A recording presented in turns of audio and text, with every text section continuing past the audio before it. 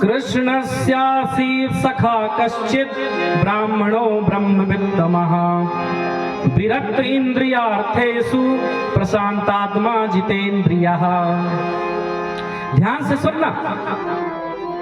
राजा परीक्षित कहते हैं कि भगवान का नाम दीन बंधु है, तो क्या किसी दीन व्यक्ति को बंधु बनाया? तो कहते हैं हाँ बनाया। कृष्णस्यासीत् सखा कश्चित्, कृष्ण के कोई ब्राह्मण मित्र थे। देखो एक बात बताएं आपसे, भागवत में सुदामा का नाम नहीं आया। हम लोग कहते हैं ना कि कृष्ण के मित्र थे सुदामा, पर भागवत में सुदामा का नाम तो आया ही नहीं। आश्चर्य होगा आपको। केवल भागवत का ये जो सुदामा चरित्र का जो अध्याय है, जब ये अध्याय पूर्ण होता है तो अध्याय के अंतिम में जरूर लिखा है कि श्री दाम चरिते, ऐसा लिखा है। आज से लगभग 1.5-2 वर्ष पहले भगवान की द्वारिकाधीश की मुझ पर ऐसी कृपा हुई कि मुझे द्वारिका जाने का अवसर मिला और वहां पर भागवत कथा कहने का अवसर मिला। बड़ी कृपा हुई गोविंद की।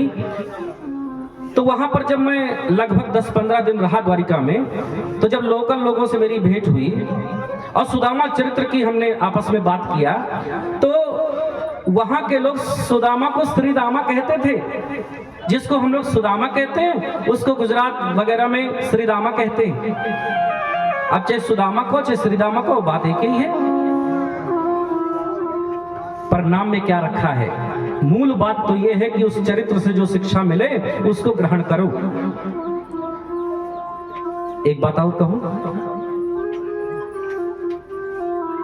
हम लोग प्रायः सुदामा को कह देते हैं ना, सुदामा बड़े दरिद्र ब्राह्मण थे। आज से सुदामा को दरिद्र कहना छोड़ देना, क्योंकि सुदामा को दरिद्र कहना बहुत बड़ा अपराध है, बहुत बड़ा पाप है। क्योंकि अभी एकादश स्कंद में कथा आएगी, भगवान स्वयं कहते हैं कि दरिद्र कौन होता है। दरिद्रो यस्तु संतुष्टो कृपणो यो जितेंद्रियः। दरिद्र तो केवल वही व्यक्ति है जिसे संतोष नहीं होता। चाहे जितना मिल जाए उसको कभी संतोष होता ही नहीं, असंतोषी रहता है, वही दरिद्र होता है। तो चाहे कोई गरीब हो वो भी दरिद्र हो सकता है, कोई अमीर रुपया पैसा वाला व्यक्ति भी दरिद्र हो सकता है, पर सुदामा दरिद्र नहीं है। क्योंकि सुदामा के विषय में तो यहीं पर लिखा है कि कृष्णस्यासीत् सखा कश्चित् ब्राह्मणो ब्रह्मवित्तमः। वो ब्राह्मण है, ब्रह्म के जानकार हैं और विरक्त इंद्रियार्थेषु, विरक्त हैं। गृहस्थ जीवन में जो व्यक्ति संतोषी होता है उसकी विरक्त संज्ञा हो जाती है। और प्रशांत जिनका मन है, जो इंद्रिय जित हैं। इसलिए सुदामा को दरिद्र मत कहना कभी भी। अच्छा, जो लोग कथा सुनते रहते होंगे तो हो सकता है उनके मन में ये प्रश्न आ गया हो कि गुरुजी आप तो कहते हैं कि सुदामा को दरिद्र न कहना, लेकिन आगे चलकर के जब भगवान कृष्ण से मिलकर के सुदामा लौट रहे थे तो सुदामा तो अपने आप ही को कह रहे थे, क्वाहम दरिद्रः पापीयान तो कृष्ण श्रीनिकेतनः। कहाँ मैं दरिद्र और पापी और कहाँ लक्ष्मीपति नारायण श्री कृष्ण। तो सुदामा तो अपने आप ही को दरिद्र कह रहे हैं और आप कहते हैं सुदामा को दरिद्र मत कहना। देखो भैया,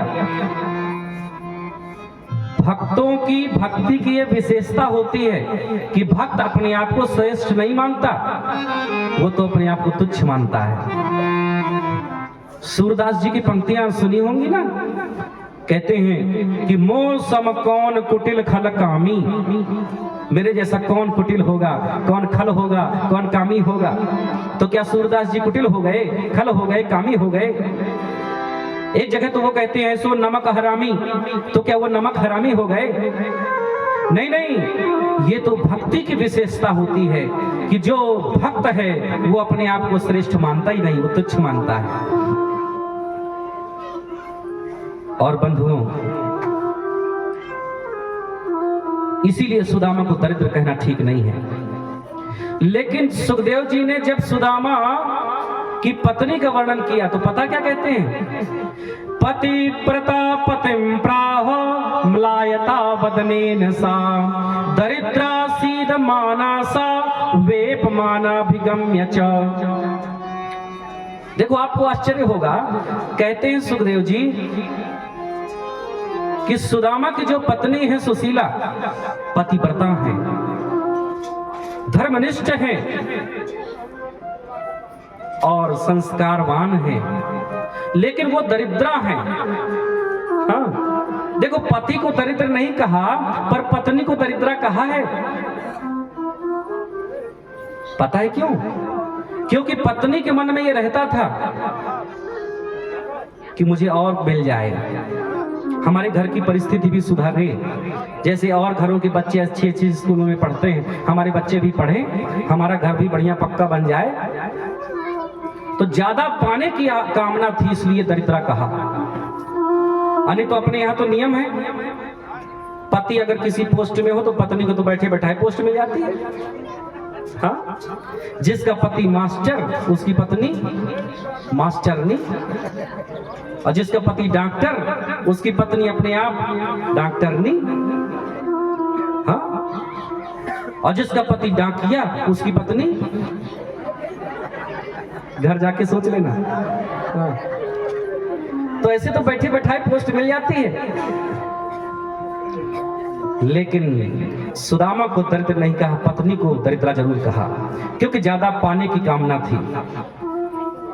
लेकिन सुदामा के जीवन में बंधुओं भयंकर गरीबी है। सुदामा और उसकी पत्नी फटे पुराने वस्त्र ही पहनते हैं। घर की छत भी ऐसी है कि जब ज्यादा बारिश हो जाती है तो छत भी टपकने लगती है। भोजन की भी पर्याप्त व्यवस्था नहीं होती, और कभी भीख मांगने नहीं जाते सुदामा। सिलोन वृत्ति से जितना मिल जाए तो काम चलता है, या कथा भजन पूजन सत्संग से जो मिल जाए, पर बहुत गरीबी है घर में, बड़ी मुश्किल से व्यवस्थाएं हो पाती हैं। पर ध्यान देना, सुदामा भीख नहीं मांगते थे। ब्राह्मण को कभी भीख नहीं मांगनी चाहिए। ब्राह्मण को दान लेने का अधिकार है, भीख मांगने का नहीं। ब्राह्मण के 6 कर्म बताए हैं शास्त्रों में: दान लेना, दान देना, अध्ययन करना, अध्ययन कराना, यज्ञ करना, यज्ञ कराना। यही 6 कर्म है मुख्य ब्राह्मण के। तो ब्राह्मणों को दान लेने का अधिकार है, भीख मांगने का नहीं। और ब्राह्मण को कभी भीख मांगना भी नहीं चाहिए, क्योंकि भिक्षा मांगकर, भीख मांगकर, याचना करके व्यक्ति का व्यक्तित्व कमजोर हो जाता है। तो अपने तेज को नष्ट तो ब्राह्मणों को कभी करना ही नहीं चाहिए। बंधुओं, किसी संत के द्वारा सुशीला को पता चला कि आपके पति सुदामा के तो मित्र हैं द्वारकाधीश कृष्ण, आपको नहीं मालूम? सुशीला ने कहा, मुझे तो आज तक स्वामी ने बताया ही नहीं। आप कहीं बाहर गए थे सत्संग में, सुदामा लौट करके घर आए तो पत्नी सुशीला ने पूछा कि स्वामी, मुझे पता चला कि साक्षात लक्ष्मीपति नारायण द्वारकाधीश आपके मित्र हैं, क्या ये सत्य है? अच्छा, आपको एक बात बताएं, हम लोगों की जान पहचान यदि छोटे मोटे नेता मंत्री से भी हो जाए, और यदि एक आध फोटो खिंच जाए, तो लोग तुरंत सोशल मीडिया में डाल देते हैं, बताने के लिए अरे हमारी जान पहचान उनसे है, अपना प्रभाव दिखाने के लिए। और जिस सुदामा के मित्र साक्षात द्वारकाधीश कृष्ण थे, उसने अपनी पत्नी तक को नहीं बताया। और आज जब पत्नी ने पूछा तो सुदामा ने सब बताया कि हाँ, वो मेरे मित्र हैं, बचपन के मित्र हैं, हम लोग साथ में पढ़े हैं गुरुकुल में, उज्जैन में सांदीपनि गुरु के गुरुकुल में। पर जब अध्ययन पूरा हुआ उसके बाद मुलाकात नहीं हुई। तो सुशीला कहती हैं, तमुपैह महाभागो साधूनांच परायणम दास्यति द्रविणम भूरि सीदते ते कुटुंबिने। स्वामी मैंने सुना है कि द्वारिकाधीश कृष्ण तो ब्राह्मणों के परम भक्त हैं, साधु संतों के एकमात्र आश्रय हैं, इसलिए मुझे लगता है कि आप उनके पास जाइए, वो आपकी परिस्थिति को समझेंगे तो आपकी सहायता जरूर करेंगे। हो सकता है बहुत सारा धन दे दें, इसलिए आप जरूर जाइए। तो सुदामा ने कहा कि देखो, धन मांगने के लिए यदि भेजोगे तो मैं कभी नहीं जाऊंगा, मैं धन लेने के लिए कभी नहीं जा सकता, क्योंकि सुदामा के मन में कभी धन की कामना थी ही नहीं, परम संतोषी हैं, और यदि धन के लिए भेजोगी तो मैं कभी नहीं जा सकता। सुशीला समझ गई कि मेरे पति धन के लिए तो कभी नहीं जाएंगे, इसलिए सुशीला ने कहा कि पति देव आप जाइए तो दर्शन तो करिए आइए द्वारकाधीश का, क्योंकि आप जाके दर्शन करेंगे तो कुछ पुण्य तो मुझको भी मिलेगा। हाँ, कुछ रिश्ते ऐसे होते हैं भैया, सुनो ध्यान से, जहां पर पाप और पुण्य बट जाते हैं आपस में। एक रिश्ता है माता पिता और उसके बच्चों का, एक पाप करता है तो दूसरे को भी ट्रांसफर होता है, पुण्य करेंगे तो दूसरे को भी ट्रांसफर होगा। एक रिश्ता है गुरु और शिष्य का, और तीसरा रिश्ता है पति पत्नी का। हाँ, अच्छा, गुरु शिष्य में उसमें भी बढ़ता है,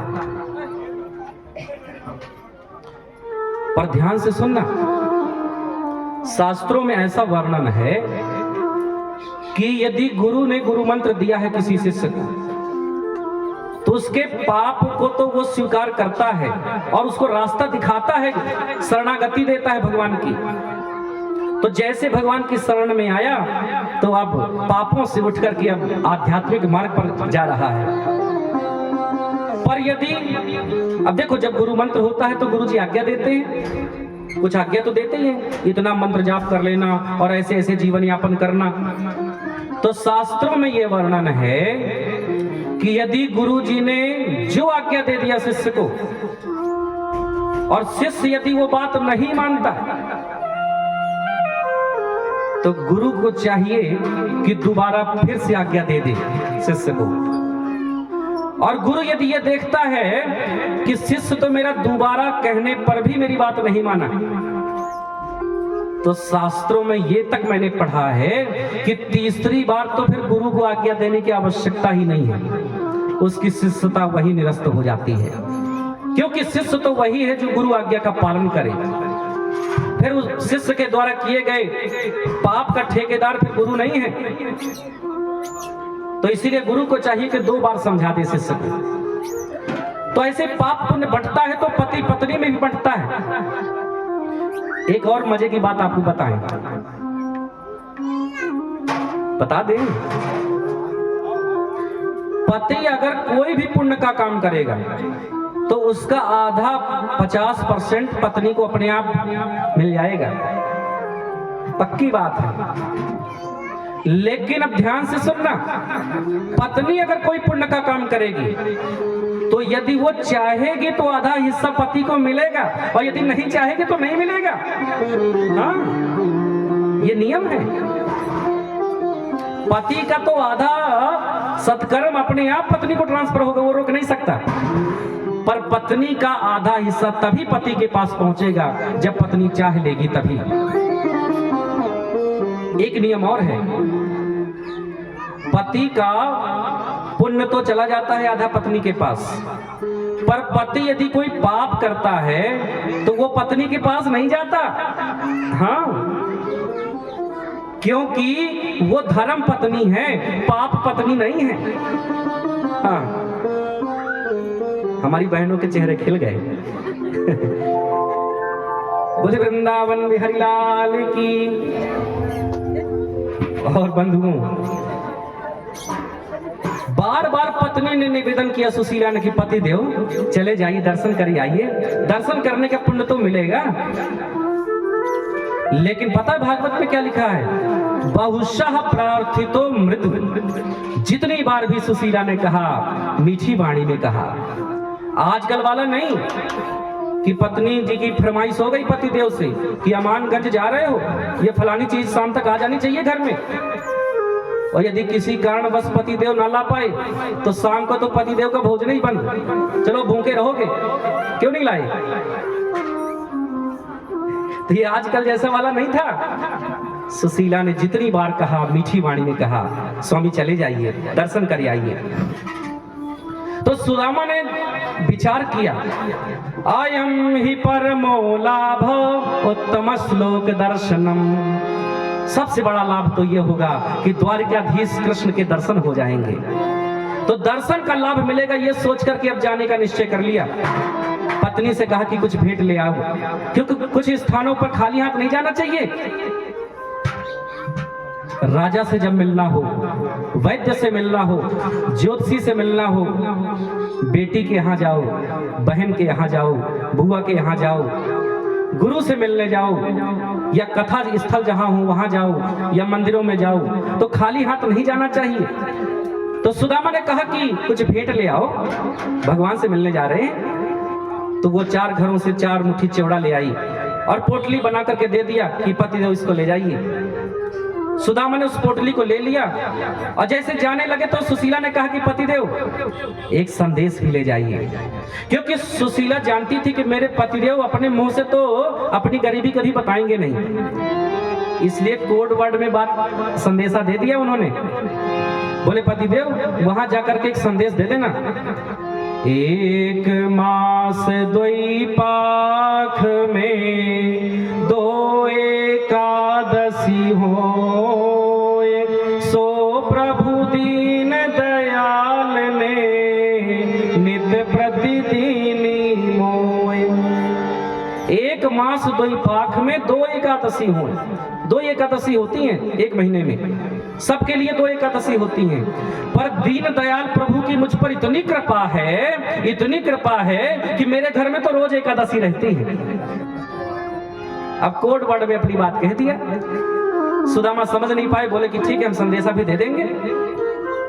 अब देखो घर से निकले सुदामा, धीरे धीरे जा रहे हैं और देखो कोई वाहन तो था नहीं, पैरों में पहनने के लिए कोई जूता चप्पल भी नहीं है, धूप भी है, कहीं गर्मी लगती है, कहीं बरसात होती है, कहीं ठंड लगती है, पर जा रहे हैं।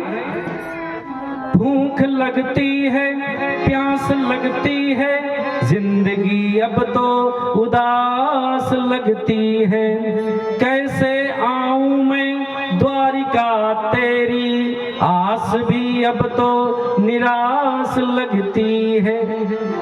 और बहुत चलते चलते थक गए। अरे कितनी दूर है ये नगरी, दूर है ये नगरी, कब मिलेगी?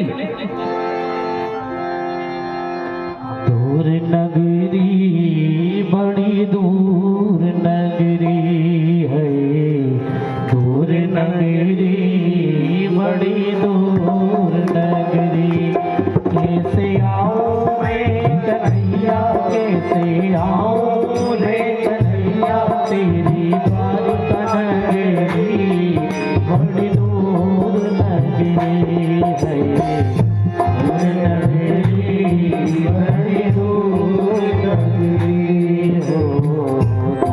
नगरी, बड़ी दूर नगरी हो, दूर नगरी, बड़ी दूर नगरी, कैसे आऊं मैं कन्हैया, कैसे आऊं मैं कन्हैया, तेरी द्वारिका नगरी, बड़ी दूर नगरी है, दूर नगरी, बड़ी दूर नगरी।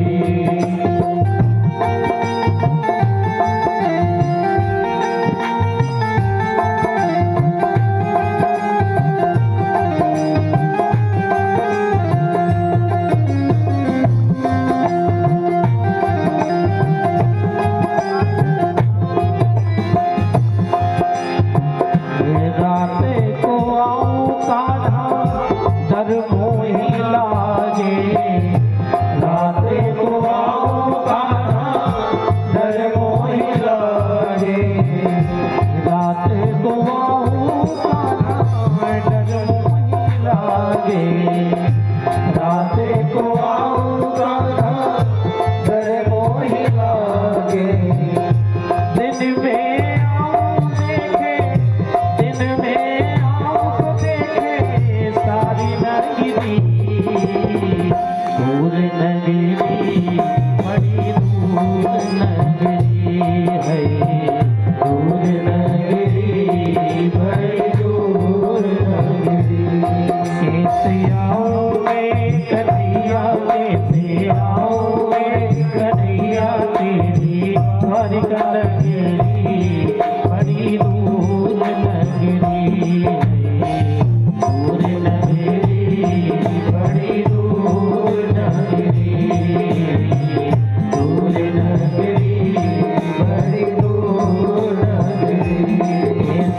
आओ रे कन्हैया तेरी द्वारिका नगरी बड़ी दूर नगरी, दूर नगरी बड़ी दूर नगरी, दूर नगरी बड़ी दूर नगरी।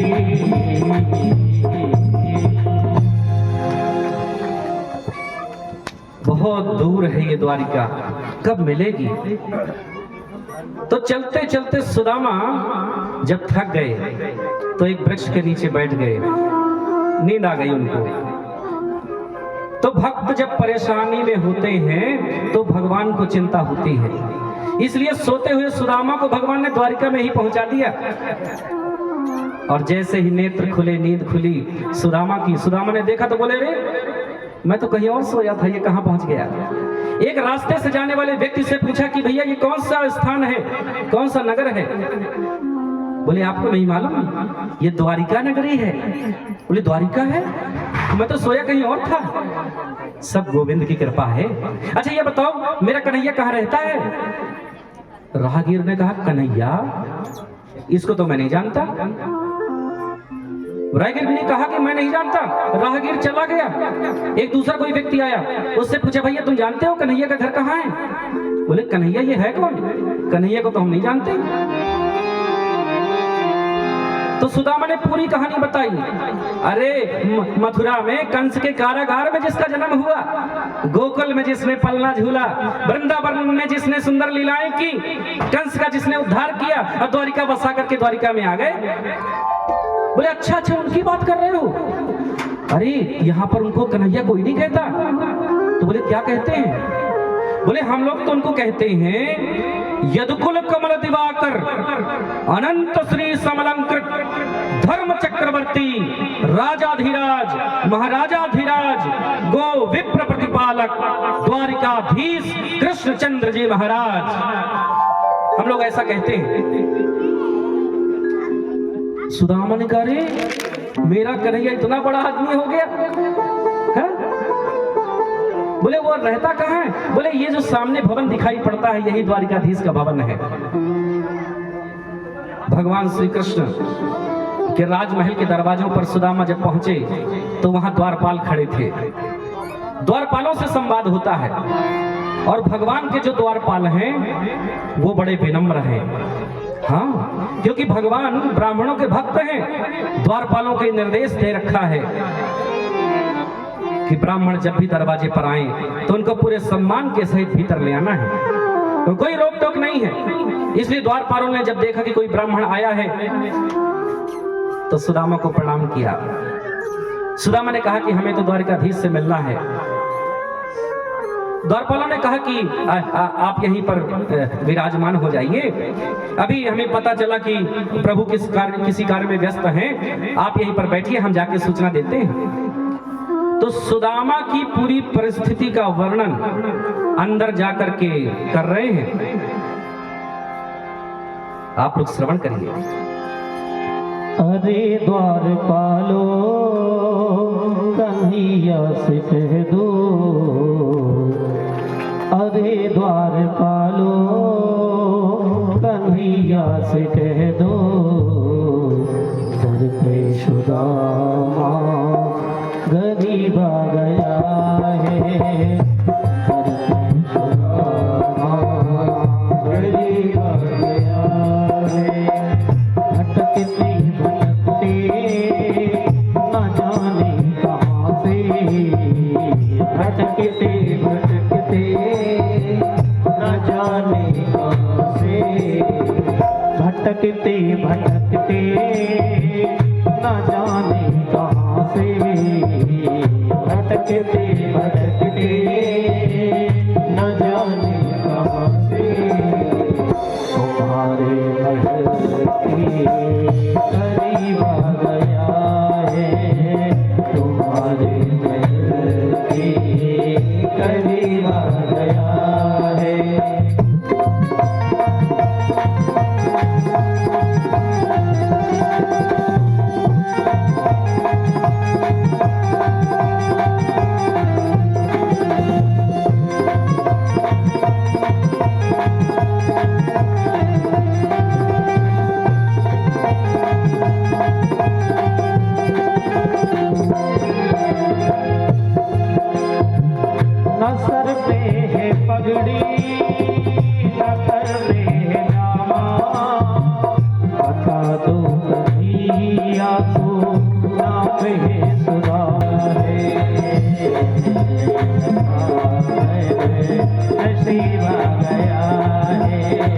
मिले सखा नसीब गया है।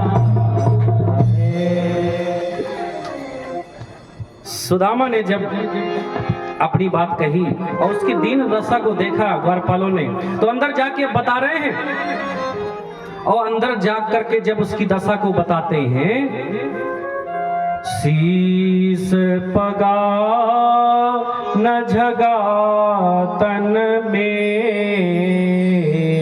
प्रभु जाने को आही बस्यो के ही ग्रामा, धोती फटी सिलटी दुपटी, अरुपाए उपानह की नहीं सामा, द्वार खड़ो द्विज दुर्बल, रहो चकी सो वसुधाय अभिरामा, पूछत दीन दयाल को धाम, बतावत आपन नाम सुदामा। जैसे ही द्वारिकाधीश कृष्ण ने सुदामा नाम सुना, तुरंत खड़े हो गए और भागे दरवाजे की ओर, अरे प्रवेश कराओ, अंदर आने दो, अंदर आने दो। और बोलते बोलते भगवान स्वयं दौड़ पड़े बाहर की ओर, मुख्य द्वार के पास जाने लगे और दौड़ते दौड़ते जा रहे हैं। भगवान का दुपट्टा पीताम्बरी तक गिर गई, होश नहीं। बचपन का मित्र सुदामा आया है। और जैसे ही सामने भगवान ने सुदामा को देखा, तुरंत गले से लगा लिया, हृदय से लगा लिया, मेरा मित्र सुदामा आया है। और नेत्रों से आंसू झरने लगे। बचपन का मित्र इतने दिनों बाद आया है। आंसू तो सुदामा के भी आ रहे थे, पर सुदामा ने अपने आंसुओं को रोक लिया कि कहीं कोई व्यक्ति ये न समझे कि अपनी गरीबी दिखाने आया है। भगवान बड़े भाव और प्रेम से भीतर ले गए। और चूंकि मित्र तो हैं सुदामा, पर ब्राह्मण भी तो हैं, इसलिए उच्च आसन पर बैठाया, अपने आसन पर बैठाया और स्वयं भगवान नीचे बैठ गए। परात मंगवाई, बोले अब ब्राह्मण के चरण धुलेंगे। पत्नियों ने कहा कि प्रभु आप तकलीफ ना करें, हम तो स्वयं धुल देंगे। बोले नहीं नहीं, ब्राह्मण आए हैं द्वार पर, इनके चरण तो मैं स्वयं धुलूंगा। और भगवान चरण धुलने लगते हैं। पर बंधुओं, भगवान ने देखा कि सुदामा के चरणों में तो कांटे बिधे हुए हैं, विवाहें फटी हैं। प्रत्यक्ष समझ में आ रहा है कि इतनी तकलीफों को झेलते हुए सुदामा यहां तक आया है। ऐसे बेहाल बिवाइन सो पग, कंटक जाल लगे पुनि जोए, हाय महादुख पायो सखा,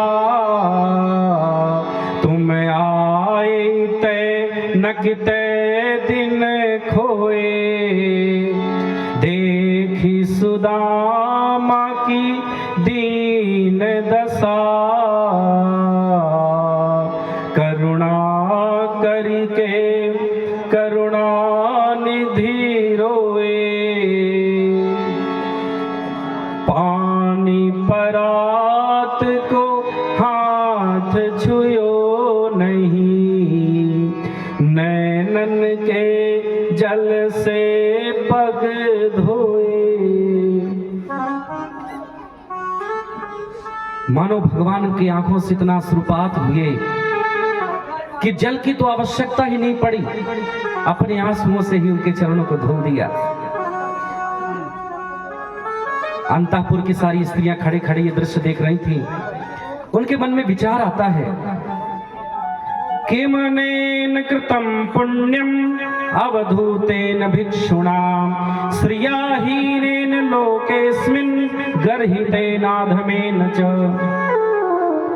इस ब्राह्मण ने कौन सा ऐसा पुण्य किया है कि स्वयं द्वारिकाधीश इसके चरण धुल रहे हैं, और कौन सा इसने पाप किया है कि भयंकर गरीब है और टीचर बना घूम रहा है। पैर जब भगवान धुल रहे थे तो सुदामा मना करने लगते, नहीं नहीं प्रभु आप अपने हाथों से मत पैर धुलिए मेरे। पर भगवान बड़ी सुंदर बात कहते हैं, वाल्मीकि रामायण में कह रहे हैं भगवान, विप्र प्रसादात् धरणीधरोऽहं विप्र प्रसादात् कमलावरोऽहं विप्र प्रसादात् अजिताजितोऽहं विप्र प्रसादात् मम नाम रामम्। परशुराम जी से कहते हैं, मैं आज जो कुछ भी हूं सब ब्राह्मणों के आशीर्वाद से हूं, ब्राह्मणों के आशीर्वाद से ही मैं लक्ष्मीपति हूं, धरती को धारण करता हूं सब कुछ, और मेरा नाम राम भी ब्राह्मणों की कृपा से है। तो इसलिए ब्राह्मणों की महिमा बताई यहां पर कृष्ण ने, और चरण धुल दिए, और चरण धुलने के बाद गंध पुष्प धूप दीप नैवेद्य से ब्राह्मण का पूजन भी कर दिया। और इसके बाद अब बगल में आगे बैठ गए, अब मित्रता के रोल में अब हाथ में हाथ मिलाकर बैठ गए, और उधर अपनी पत्नियों से इशारा कर दिया, आओ तुम लोग भी प्रणाम करो। तो रुक्मणी आदि जितनी पत्नियां हैं वो सब एक एक करके आ रही, भगवान को प्रणाम कर रही।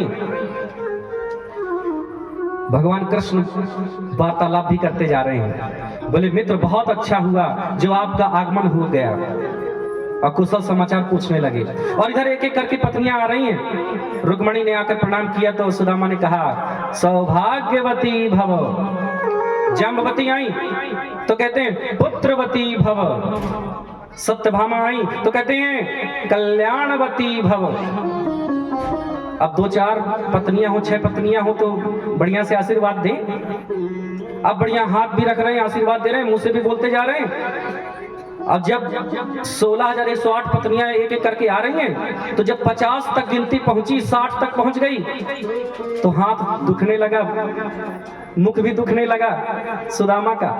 और जैसे गिनती 100 पार हुई तो अब तो हाथ उठाना बंद कर दिया, ऐसे ऐसे कर रहे थे ना, आशीर्वाद दे रहे थे, अब तो केवल मुंह से आशीर्वाद दे रहे हैं।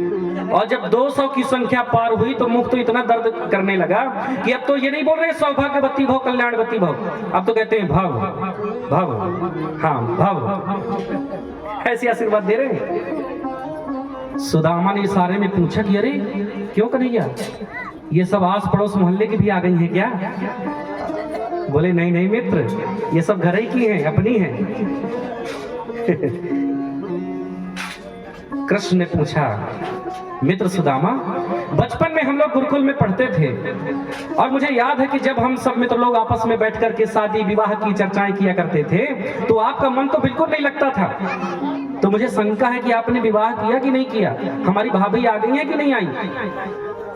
सुदामा ने कहा कि देखो मेरा मन तो बिल्कुल नहीं था विवाह करने का, पर माता पिता तो हाथ धो के पीछे पड़ गए, तो फिर मुझे करना पड़ा। आ गई है तुम्हारी भाभी। कृष्ण ने कहा, अच्छा भाभी आ गई, तुमने विवाह कर लिया और हमें न्योता तक नहीं दिया तुमने। सुदामा ने कहा, चल नाटक मत कर, मैंने एक विवाह किया तो न्योता नहीं दिया, तुमने तो 16,108 विवाह कर लिए, मुझे कब न्योता दिया? कृष्ण ने कहा कि मेरी परिस्थिति अलग थी भैया, आपका जब विवाह हुआ होगा तो पंडित जी ने शुभ मुहूर्त निकाला होगा, बढ़िया निमंत्रण कार्ड छपे होंगे, सबको बटे होंगे, न्योता गया होगा, और मेरे विवाह तो बिना डेट के हुए हैं। हाँ, 5 बजे तक कोई प्लान नहीं और 7 बजे बहू घर में है। इस प्रकार के तो मेरे विवाह हुए हैं, अब मैं कैसे न्योता देता आपको? कृष्ण ने कहा कि भाभी आ गई हैं तो हमारे लिए कोई भेंट भी भेजी होगी। तो सुदामा लिए तो थे पोटली चावल की, पर सोचे वहां की सब महिमा को देख करके कि यहां मैं यदि पोटली खोलूंगा तो ये सब राजकुमारियां, सब रानियां देखेंगी तो सब हंसेंगी, तो इसलिए संकोच के कारण छिपाने लगते हैं। सुदामा ने कहा, कोई और बात करियो ना। कृष्ण ने कहा कि आपकी छिपाने की बचपन की आदत अभी तक नहीं गई। आपको याद है जब हम लोग गुरुकुल में पढ़ते थे तो एक दिन की बात है, गुरु माता ने कहा था कि जाओ ईंधन ले आओ, लकड़ी ले आओ वन से। और आपको और मुझे भेजा था और कुछ चने भी दे दिए थे कि जाके जब भूख लगे तो खा लेना। तो हम और आप दोनों लोग गए थे और रात्रि को वहां पहुंचे और वहां पर तो मौसम बदल गया, मूसलाधार बारिश होने लगी, खूब कड़कड़ाहट की ठंड हो गई और ऐसा लग रहा था कि प्रलय हो जाएगी। तो हम और आप तो वृक्ष में चढ़ गए थे और पूरी रात्रि भर वहां रहे और किटकिट की आवाज भी आ रही थी, ऐसा लग रहा था कोई कुछ खा रहा है। मैंने आपसे पूछा तो आपने कहा कि ठंड लग रही है इसलिए दांत किटकिटा रहे हैं। अब देखो भागवत में तो केवल इतना ही वर्णन है, लेकिन पुराणांतरों में यह वर्णन मिलता है, गर्ग संहिता आदि में, कि सुदामा ने वो चने जानबूझ करके खाए थे। कृष्ण का भाग नहीं खाया था उन्होंने, क्योंकि एक और कथा है दूसरे पुराणों में, गर्ग संहिता में भी वर्णन है कि दुर्वासा ऋषि द्वारा वो चना श्रापित थे। दुर्वासा ऋषि ने श्राप दिया था कि इस चने को जो कोई खाएगा वो निर्धन हो जाएगा, गरीब हो जाएगा, और सुदामा नहीं चाहते थे कि मेरे मित्र पर कोई प्रभाव पड़े, इसलिए वो चना खा गए थे। सुदामा ने कहा कि मुझे सब याद है। रात्रि भर हम वहां रहे और प्रातः काल तो गुरुदेव आ गए और गुरुदेव बड़े प्रसन्न हो गए हम दोनों की गुरु निष्ठा से, गुरु भक्ति से। और गुरुदेव ने कहा था कि जाओ मैं आशीर्वाद देता हूं, तुष्टो हम भव श्रेष्ठा सत्याह संतु मनोरथा। तुम दोनों के मनोरथ सिद्ध हो जाएं। तुमने हमारे प्रति इतना सेवा भाव रखा, अपने प्राणों की चिंता भी नहीं की, मेरे द्वारा पढ़ाया गया संपूर्ण विषय तुम्हें सदैव कंठस्थ रहे। गुरुदेव ने यह आशीर्वाद दिया था। कृष्ण ने कहा कि वो तो सब मुझे याद है, पर ये बताओ भाभी ने क्या भेजा। सुदामा ने कहा तू उसी बात के पीछे क्यों पड़ा है। और जैसे छिपाने लगे तो कृष्ण ने जबरदस्ती पकड़ा, पोटली को खींच लिया और पोटली को खोलते हैं। जब देखा उसमें उस चिवड़े को तो सुदामा ने कहा भैया इतना सुंदर प्रसाद लाए, भाभी ने भेजा और छिपा रहे थे। भगवान ने एक मुट्ठी खा ली और एक मुट्ठी चिवड़ा खा करके भगवान ने त्रिभुवन की संपत्ति दे दिया सुदामा को। हाँ, विश्वकर्मा को आदेश कर दिया तो विश्वकर्मा गए और वहां पर सुंदर भवन के निर्माण हो गए। सुशीला के यहाँ वहां का सब कायाकल्प हो चुका था। और जैसे दूसरी मुट्ठी खाने का प्रयास किया तो रुक्मिणी ने रोक दिया। अब देखो भागवत में तो केवल इतना ही लिखा है कि रुक्मिणी ने रोक दिया, पर क्यों रोका ये नहीं लिखा। पर बड़े बड़े विद्वानों ने इस पर मंथन किया है, अनुसंधान किया है। तो विद्वानों का ये कहना है कि इसके कई प्रकार के भाव व्यक्त होते हैं। एक भाव तो ये है कि रुक्मिणी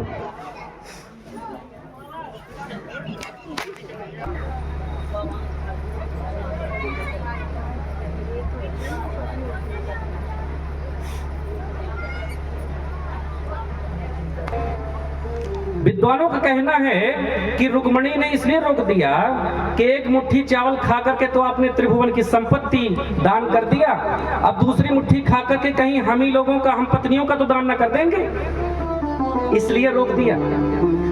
और एक भाव ये है, विद्वानों का ये कहना है कि पत्नियों के मन में ये भाव है कि कहीं सब कुछ दे करके आप स्वयं तो सुदामा नहीं बनना चाहते। एक भाव विद्वानों ने यह व्यक्त किया कि रुक्मिणी आदि के मन में यह भाव है कि स्वामी कच्चे चावल हैं, कच्चे चावल खाएंगे तो पेट खराब हो जाएगा। और एक भाव तो टीकाकारों ने यह भी व्यक्त किया कि प्रभु क्या आप अकेले ही सारा खा लेंगे प्रसाद, कुछ तो हमें भी दीजिए। इस प्रकार के कई भाव हैं। एक बात कहूं, भगवान ने एक मुट्ठी चिवड़ा खा करके सब कुछ दे दिया, पर सुदामा को पता नहीं चला। दान तो वही श्रेष्ठ है कि एक हाथ से दान करो तो दूसरे हाथ को तो पता न चले। और कई लोग तो थोड़ा भी करेंगे तो दिखा दिखा के और प्रचार करेंगे। दान वही श्रेष्ठ है जो गुप्त रखा जाता है। और आजकल मुझे ध्यान आया, बड़ी विडंबना है, कई बार धर्मशालाओं में जाओ, तीर्थों में जाओ, मंदिरों में जाओ, अब प्रणाम करने जाओ, माथा टेकने मंदिर में, तो पहले ही नजर आ जाएगा वो फलाने की स्मृति में ये सीढ़ी समर्पित। हाँ, एक बार तो मैं कहीं गया था किसी स्थान पर, गर्मी का समय था, मैं वहां पर कक्ष में गया और वो पंखा चालू किया तो चालू करने से पहले मेरी दृष्टि गई पंखे की पंखुड़ी में, तो 3 पंखुड़ी थी। एक पंखुड़ी में लिखा था रामलाल जी की स्मृति में भेंट, एक में लिखा था श्याम लाल जी की स्मृति में भेंट, और एक में लिखा था कांतिलाल जी की स्मृति में भेंट। और गर्मी लग रही थी तो मैंने पंखा चालू किया और वो तीनों लाल घूमने लगे, रामलाल, श्यामलाल, कांतिलाल, रामलाल, श्यामलाल, कांतिलाल। हाँ, कुछ लोग अपने पूर्वजों को ऐसे घुमाते रहते हैं पंखों में। मैंने जैसा कि कहा, दान वो है जो गुप्त रखा जाता है, तभी उसकी महिमा है। दिखावा करके जो दान किया जाए उस दान का महत्व घट जाता है। आप दान कर दो, जिसको मिलना है उसको प्राप्त हो जाएगा, जिसको जानना है वो जान लेगा। प्रभु से क्या छिपा है, भगवान तो सब जान लेंगे। और बंधुओं, कृष्ण ने कहा कि भैया भाभी ने इतना सुंदर प्रसाद भेजा है तो कोई ना कोई संदेशा भी भेजा होगा। तो सुदामा ने बता दिया कि भाभी ने संदेशा दिया है, 1 मास द्वैपाख में 2 एकादशी होए, सो प्रभु दीन दयाल ने नित प्रतिदिनी मोए। सबकी 2 एकादशी होती हैं, पर दीन दयाल की ऐसी कृपा है कि मेरे घर में रोज एकादशी होती है। तो भगवान ने कहा कि भाभी को मेरा भी एक संदेशा दे देना भैया। बोले बता दो, बता देंगे। होनी थी सो हो गई, पर अब ऐसी ना हो, भाभी तेरे भवन में नित्य द्वादशी हो। अब होना था सो हो गया भाभी, पर आज के बाद तुम्हारे यहाँ नित्य द्वादशी होगी। इसका मतलब जानते हो, एकादशी में व्रत रखा जाता है ना। अब एकादशी में जब व्रत रहता है, व्यक्ति अन्न नहीं खाता, तो फिर पूरी कसर निकलती है द्वादशी में। हाँ, द्वादशी में फिर बढ़िया पकवान बनते हैं। इसीलिए प्रभु कह रहे हैं कि अब द्वादशी होगी प्रतिदिन। कोड वर्ड में बता दिया। सुदामा एक रात्रि केवल वहीं रहे और अगले दिन बोले अब मैं चलूंगा। भगवान भी चाहते हैं कि सुदामा लौट जाएं, संपत्ति को देख लें, पर ऊपरी नाटक करते हैं रोकने का। जैसे हम और आप भी करते हैं ना, घर में कोई आ जाता है, बोल देते हैं अगर जाने लगे न हो तो रुक जाइए। हाँ, मतलब रोकना चाहते नहीं है, ऊपर से कह रहे न हो तो रुक जाइए महाराज। शुरू में ही कह दिया ना हो सके तो रुक जाइए। देखो, इस प्रकार से भगवान ने भी कहा, पर चाहते हैं कि चला जाए ब्राह्मण। इसलिए सुदामा ने कहा कि नहीं मैं तो चलूंगा, और प्रणाम करके चले। लेकिन सुदामा जब रास्ते से आ रहे हैं तो भगवान की ब्रह्मण्यता को याद कर रहे हैं कि बताओ, द्वारिकाधीश कृष्ण जो साक्षात लक्ष्मीपति हैं, बताओ रात्रि भर में वहां रहा, स्वयं मेरी सेवा की, मेरे चरण धुले, मेरे पैर दबाए, भगवान की ब्रह्मण्यता को याद कर रहे हैं। कहा मैं दरिद्र रूपापी, कहा लक्ष्मीपति नारायण, फिर भी उन्होंने अपने हाथों से मेरी सेवा की, दास दासियों से मेरी सेवा नहीं कराई।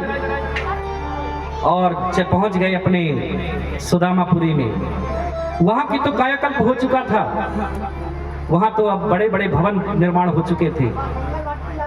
और जैसे ही सुशीला को पता चला कि पतिदेव आए हैं, तो बढ़िया स्वर्ण थाल सजा लिया आरती को, और बढ़िया श्रृंगार करके और बढ़िया सुंदर बनारसी साड़ी पहन के अब जा रही हैं स्वागत में, और बढ़िया दासियां भी हैं साथ में, और सब जयकारा लगा रही हैं, बोलो सुदामा महाराज की, सुदामा महाराज की। जा रही हैं। सुदामा ने सोचा कि हमारे नाम के कोई महाराज होंगे, उनकी जयकारा लग रही होगी, पर इसलिए एक किनारे हो गए। पर सुशीला ठीक सामने आकर के आरती उतारने लगी, तो सुदामा ने कहा कि देवी आपको धोखा हो रहा है, मैं कोई राजा महाराजा नहीं हूं, मेरी आरती मत उतारिए। सुशीला ने कहा वाह स्वामी, अपने मित्र से क्या मिलने गए, मुझे ही भूल गए। अब ध्यान से देखा, सुदामा ने बोला अरे सुशीला तुम, ये सब कैसे हुआ? इतनी सुंदर सुंदर साड़ियां, इतने हार और इतना ये श्रृंगार। सुशीला ने कहा ये सब द्वारिकाधीश की कृपा है। आपको दर्शन चाहिए थे और मुझे संपत्ति चाहिए थी। द्वारकाधीश ने हम दोनों की मनोकामना पूर्ण कर दी। और वहां पर लिखा है, पतिव्रता पतिं दृष्ट्वा प्रेमोत्कंठाश्रुलोचना मीलिताक्षणमद्बुद्ध्या मनसा परिसस्वजे। लिखा है कि पत्नी सुशीला पतिदेव से मन ही मन आलिंगन करती है, मतलब गले लगती है। लेकिन कैसे? मन ही मन, क्योंकि मर्यादाएं थी ना उस समय। अब आजकल की पत्नियां होती तब तो भरी समाज में ही गले लगा लेती पतिदेव को, लेकिन वो तो मर्यादा है, मर्यादा की शिक्षा दे रहे हैं। सुदामा ने मन में विचार किया कि मेरे जो श्याम है वो वास्तव में घनश्याम है। जैसे ये बादल होते हैं ना, उनका नाम भी घनश्याम है, ऐसे हमारे प्रभु भी घनश्याम है। दोनों का स्वभाव एक जैसा है। जैसे बादलों को जब बरसना होता है तो बरस ही जाते हैं, वो ये नहीं देखते कि लोग जान ले कि मैं बरस रहा हूं। अगर वो दिखावा करने के लिए बरसना होता तो केवल दिन में बरसते, रात में न बरसते। ऐसे ही प्रभु की कृपा की बारिश सदैव हो रही है और हम लोग अज्ञान की निद्रा में सो रहे हैं तो हम जान नहीं पाते। किसी व्यक्ति ने एक बार भी हमारा भला कर दिया तो 10 बार थैंक यू कहते हैं। एक गिलास पानी भी दे दिया, थैंक यू। और जिस गोविंद ने हमको इतना कुछ दिया, मनुष्य का तन दिया, इतनी व्यवस्थाएं दी, सरोवर दिए जल पान करने के लिए, सांस लेने के लिए वायु दिया, ऑक्सीजन दिया, कितनी कृपा किया गोविंद ने। भगवान की उस कृपा को हम ध्यान नहीं करते, और अगर एक बार भी मनोकामना पूरी नहीं हुई तो पूरा दोष गोविंद पर रख देते हैं। भगवान तो हमारी सुनते ही नहीं, हमारे साथ तो सदैव छल करते हैं। अरे भैया, बनना है तो सुदामा की तरह बनो। जब कुछ नहीं था तब भी प्रसन्न, जब सब कुछ मिल गया तो भी प्रसन्न। क्योंकि सुदामा की दृष्टि में स्वर्णमयी द्वारिका का महत्व नहीं है, उनकी दृष्टि में तो द्वारिकाधीश का महत्व है।